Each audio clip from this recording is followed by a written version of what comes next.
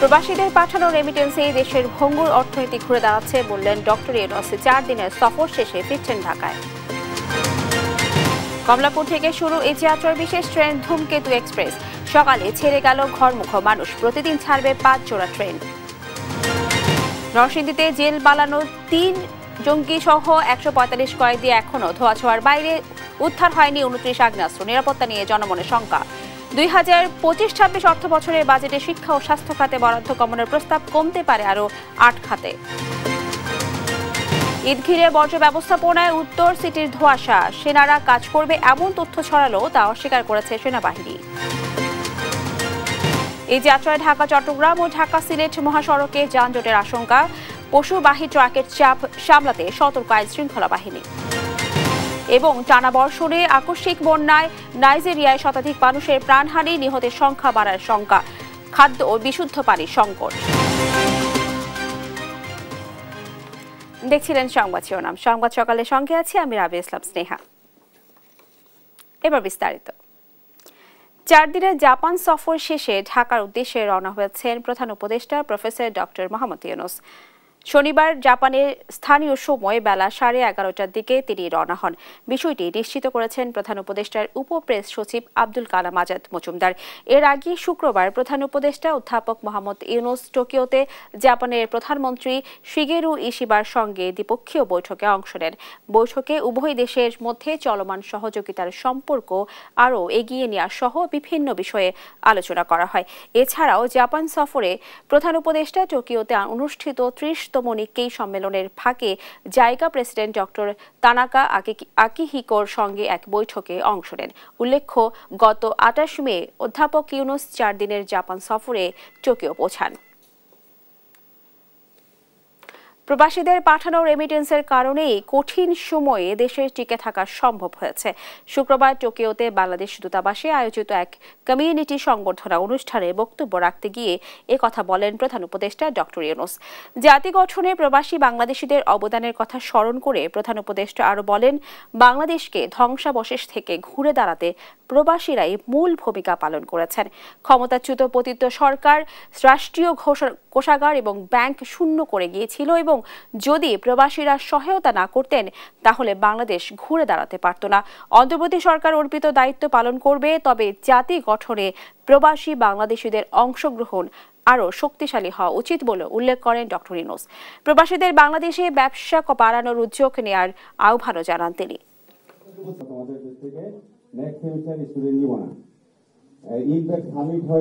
আপনারা আমাদের যারা রেমিটেন্স পাঠাচ্ছেন, আমরা সবাই রেমিটেন্স পাই, আপনারা একটু দেশ বাঁচিয়ে রেখেছেন।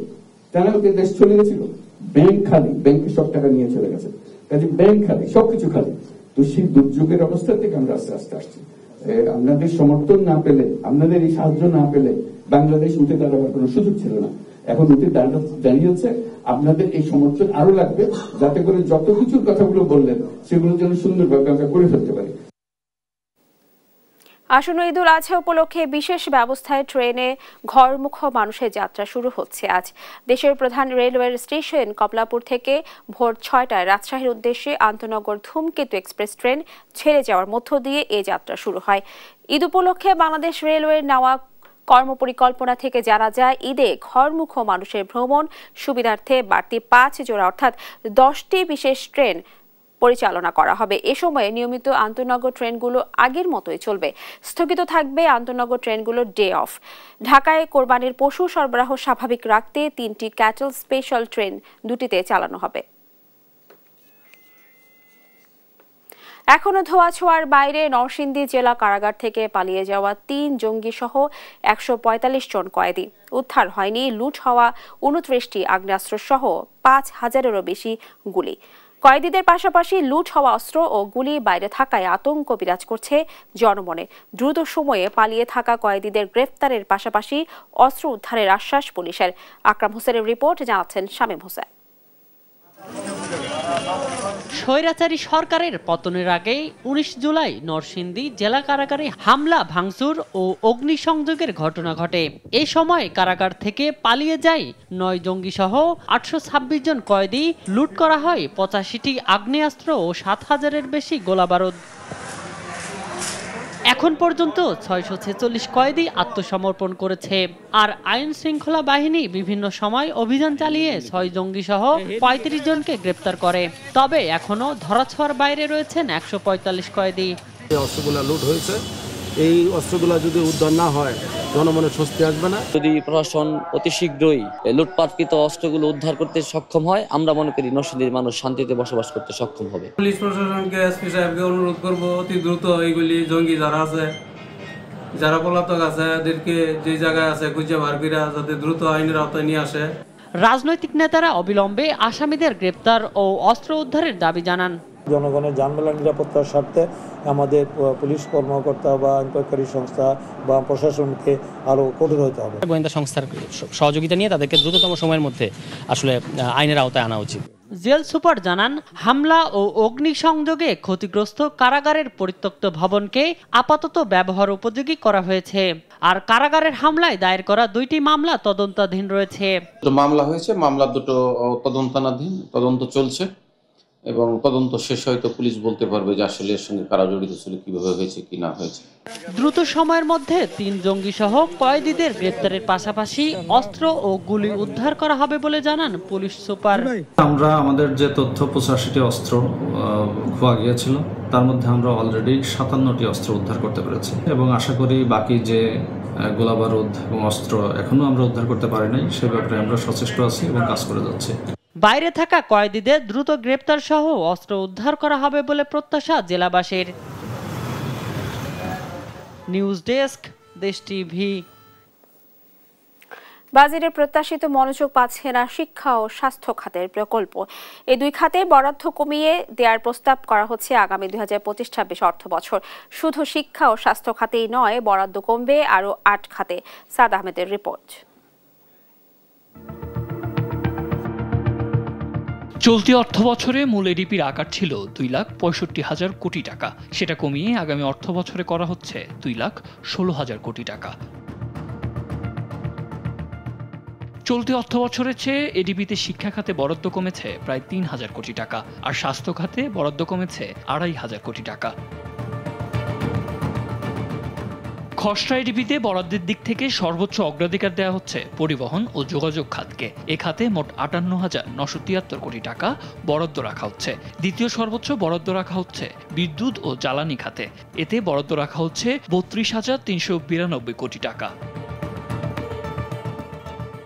তৃতীয় সর্বোচ্চ বরাদ্দ রাখা হচ্ছে শিক্ষা খাতে। আগামী অর্থ বছরের এ খাতে বরাদ্দ থাকছে 28,557 কোটি টাকা, আর স্বাস্থ্য খাতে বরাদ্দ করা হচ্ছে 18,148 কোটি টাকা। অর্থাৎ পরিবহন ও যোগাযোগ খাতে শিক্ষার দ্বিগুণ ও স্বাস্থ্যের 3 গুণেরও বেশি বরাদ্দ রাখা হচ্ছে। বিশ্বব্যাংকের তথ্য অনুসারে পৃথিবীর যে 10টি দেশ অর্থনীতির আকারের তুলনায় শিক্ষা খাতে সবচেয়ে কম বরাদ্দ দেয়, বাংলাদেশ তার একটি। আর বিশ্ব স্বাস্থ্য সংস্থা বলছে, মৌলিক স্বাস্থ্যসেবা পেতে একজন বাংলাদেশির বছরে 10,745 টাকা খরচ করতে হয়, অথচ এ খাতে মাথাপিছু বরাদ্দ 7,076 টাকা। অর্থনীতিবিদ ডক্টর মাহফুজ কবির বলছেন, শিক্ষা ও স্বাস্থ্য খাতে কম বিনিয়োগ দেশের জন্য হতে পারে অশনি সংকেত।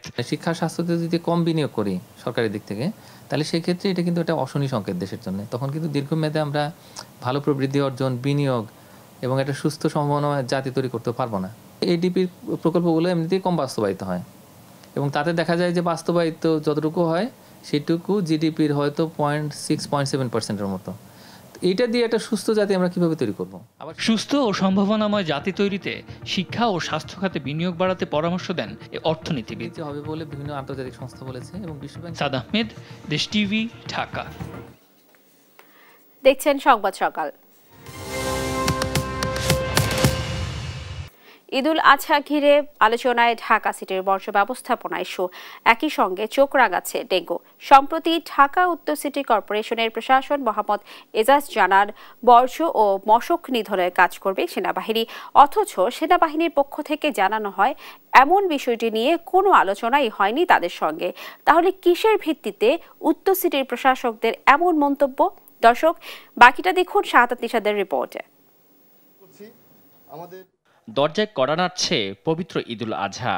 কোরবানির ঈদের রাজধানীর 2 সিটির বড় চ্যালেঞ্জ বজ্র ব্যবস্থাপনা। একই সঙ্গে এই সময়টাতে অনেকটাই চোখ রাঙায় ডেঙ্গু। এ নিয়ে সিটি কর্পোরেশনের বা প্রস্তুতি কতটুকু সে কথা না হয় একটু পরে জানাবো আমরা। তার আগে ঘুরে আসি সামাজিক যোগাযোগ মাধ্যম। রাজধানীতে বজ্র ব্যবস্থাপনা নিয়ে হঠাৎ সেনাবাহিনীর ফেসবুক পোস্ট, পাল্টা জবাবে উত্তর সিটি কর্পোরেশন। জেনে আসি ঘটনার নেপথ্যের কারণ। আমরা চেষ্টা করবো এবার আর্মিকে ডিপ্লয় করার জন্য। যারা ময়লা কালেকশন করেন এখনো তো আমরা এদেরকে কোনো ধরনের অনুমতি দেই নেই, তো এটা আমরা আর্মির মাধ্যমে কোরবানির আগে আমরা এটা প্রসেসে নিয়ে যাবো। অর্থাৎ বর্জ্য ব্যবস্থাপনায় সেনাবাহিনীকে কাজে লাগাবে। This is the first time. মূলত উত্তর সিটি কর্পোরেশনের প্রশাসক মোহাম্মদ এজাজের এই বক্তব্যকে ঘিরেই দ্বন্দ্ব। সেনাবাহিনী করবে বজ্র ব্যবস্থাপনা ও মশক নিধনের কাজ, আসলেই কি তাই? এ নিয়ে সামাজিক যোগাযোগ মাধ্যমে সেনাবাহিনীর প্রতিক্রিয়া, যেখানে উল্লেখ করা হয় এ ধরনের বিষয়ে অবগত নয় সেনাবাহিনী। সম্প্রতি এক সংবাদ সম্মেলনেও জানানো হয় সেনাবাহিনী বজ্র ব্যবস্থাপনায় কাজ করে না। পরিষ্কার বা মশক নিধনে সেনাবাহিনী কাজ করে না, বা উনি কিভাবে কোথা থেকে বলেছেন এই বিষয়ে আমাদের সাথে কোনো যোগাযোগ হয়নি। অন্যদিকে পাল্টা বিজ্ঞপ্তি দেয় ঢাকা উত্তর সিটি কর্পোরেশন, যেখানে এমন মন্তব্যের পুরোপুরি অস্বীকার করা হয়। এ নিয়ে দেশ টিভির মুখোমুখি উত্তর সিটি কর্পোরেশনের প্রশাসক মোহাম্মদ এজাজ জানান, এমন মন্তব্য ভুলভাবে উপস্থাপন হয়েছে। মূলত বজ্র ও মশক নিধনে সেনাবাহিনীর অঙ্গ সংগঠন বিএমটিএফ কাজ করবে। সেনাবাহিনী তো আর হবে না সরাসরি, ওই শব্দটা ওইভাবে যাওয়াটা হচ্ছে যে আমরা টেকনিক্যালি যে বিএমটিএফ, যেহেতু আমাদেরকে বিএমটিএফ সাপোর্ট দেয়, সেনা কল্যাণ সাপোর্ট দিচ্ছে, তো সেনাবাহিনীর সহযোগী সংস্থাগুলো আছে, এটা কিন্তু আমরা সেনাবাহিনীর সংস্থা হিসেবেই জানি। নেভিও তো আমাদেরকে সহায়তা দিচ্ছে, তো সেরকমভাবে বিএমটিএফ আমাদেরকে মশার ক্ষেত্রে আমরা একটা আলোচনা করে আমি ফাইল অলরেডি সাইন করে দিয়েছি। অবশ্য এ নিয়ে সেনাবাহিনীর পক্ষ থেকে জানানো হয় এখনো এ নিয়ে কোনো কথাই হয়নি বিএমটিএফ এর সঙ্গে। শাহাদাত নিশাদ, দেশ টিভি, ঢাকা। এবারের যাত্রায় ঢাকা চট্টগ্রাম ও ঢাকা সিলেট মহাসড়কে যানজটে ভোগান্তিতে পড়ার আশঙ্কা রয়েছে ঘরমুখ মানুষের। দুটি মহাসড়কের নারায়ণগঞ্জে অংশে বিভিন্ন স্থানে ফাটল, বড় গর্ত আর মোড়ে মোড়ে যানবাহনের জটলায় দুর্ভোগে পড়তে হবে এই পথে যাত্রীদের। সঙ্গে পশুবাহী ট্রাকের বাড়তি চাপে সড়কে ধীর গতির শঙ্কা বেড়েছে। বিল্লাল হোসেনের তথ্য ছবিতে জানাচ্ছেন আব্দুল্লাহ মামুর। ঈদযাত্রায় প্রতি বছরই ঢাকা চট্টগ্রাম মহাসড়কের নারায়ণগঞ্জের অংশ হয়ে রাজধানী ছাড়েন দক্ষিণাঞ্চলের মানুষ। তবে মহাসড়কের 30 কিলোমিটারের মধ্যে মেঘনা টোল প্লাজায় ধীরগতি, সড়কের বিভিন্ন স্থানে ফাটল ও ক্ষত থাকায় স্বাভাবিক যান চলাচলে ব্যাঘাত ঘটতে পারে। এছাড়া মহাসড়কের শিমরাইল, কাঁচপুর ও মেঘনা এলাকার কাছাকাছি অস্থায়ী গরুর হাট করায় পশুবাহী পরিবহনের বাড়তি চাপে যানজটের সংখ্যা বেড়েছে। ঈদযাত্রায় যানজট এড়িয়ে নিরাপদ ও নির্বিঘ্নে বাড়ি ফিরতে চান এ পথের যাত্রীরা। রাস্তাঘাট যানজট হয়, এখানে লোকাল গাড়িগুলো দাঁড়ায় যাত্রী ওঠানামা করে, তারপরে ট্রাকের যানজট। এখানে গরুর হাট যেন না বসে, এটা হইলে জনসাধারণের চলাফেরা কষ্ট হয়। যানজট, এই যে গাড়ি যেখানে সেখানে ব্রেক করে, এটা আমাদের জনসাধারণের জন্য ক্ষতিকর, এটা যেন না হয়। ঈদযাত্রায় যানজটে যাত্রীদের দুর্ভোগের আশঙ্কা রয়েছে ঢাকা সিলেট মহাসড়কের নারায়ণগঞ্জের অংশে। 2 লেনের এ মহাসড়কের 21 কিলোমিটারের মধ্যে রূপসী, তারাবো ও বড়পা এলাকায় বড় বড় গর্ত আর মোড়ে মোড়ে যানজটে ভোগান্তিতে পড়বে যাত্রীরা।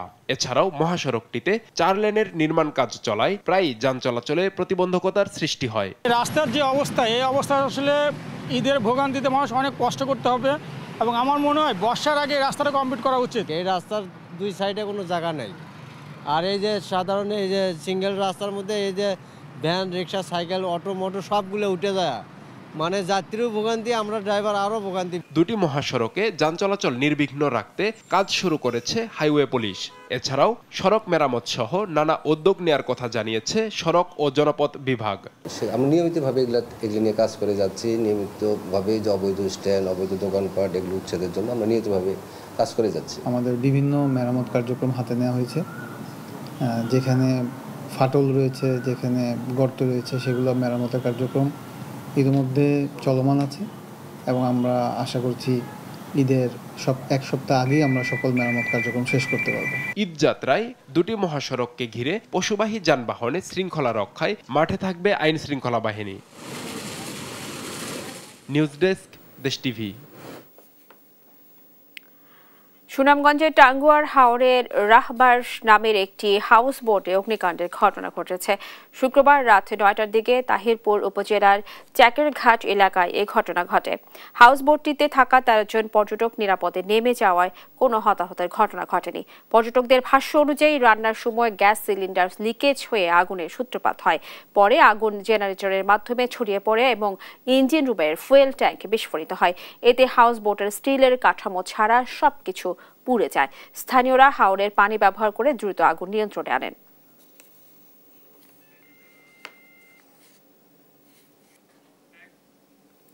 দেখছেন সংবাদ সকাল। এবার আন্তর্জাতিক প্রসঙ্গ। নাইজেরিয়ায় আকস্মিক বন্যায় প্রাণ হারিয়েছেন অন্তত ১১৫ জন। নিহতের সংখ্যা আরও বাড়তে পারে বলে আশঙ্কা করছে স্থানীয় প্রশাসন। বুধবার থেকে টানা বর্ষণের ফলে আকস্মিক বন্যায় তলিয়ে গেছে নিগার রাজ্যের একাধিক এলাকা।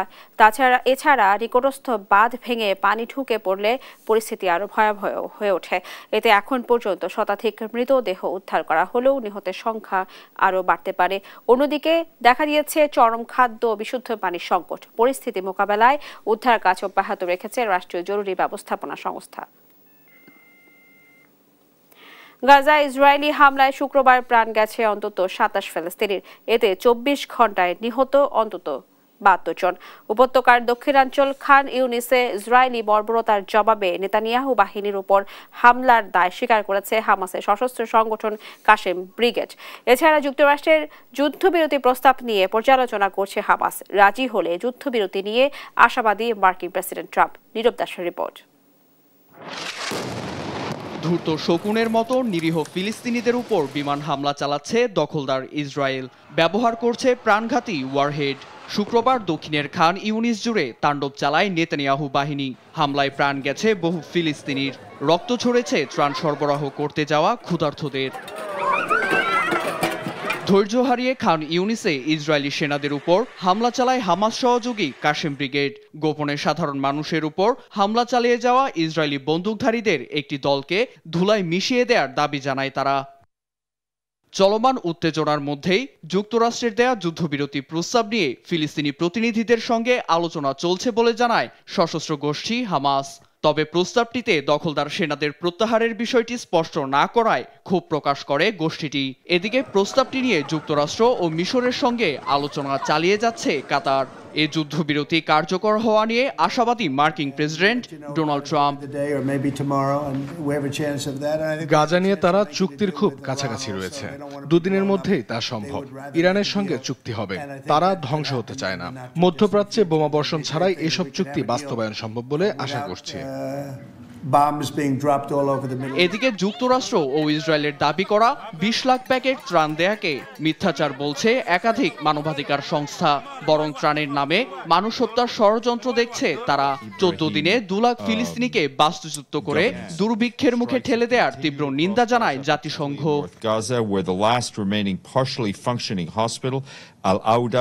আল আওদা হাসপাতালটি খালি করে দেওয়া হয়েছে।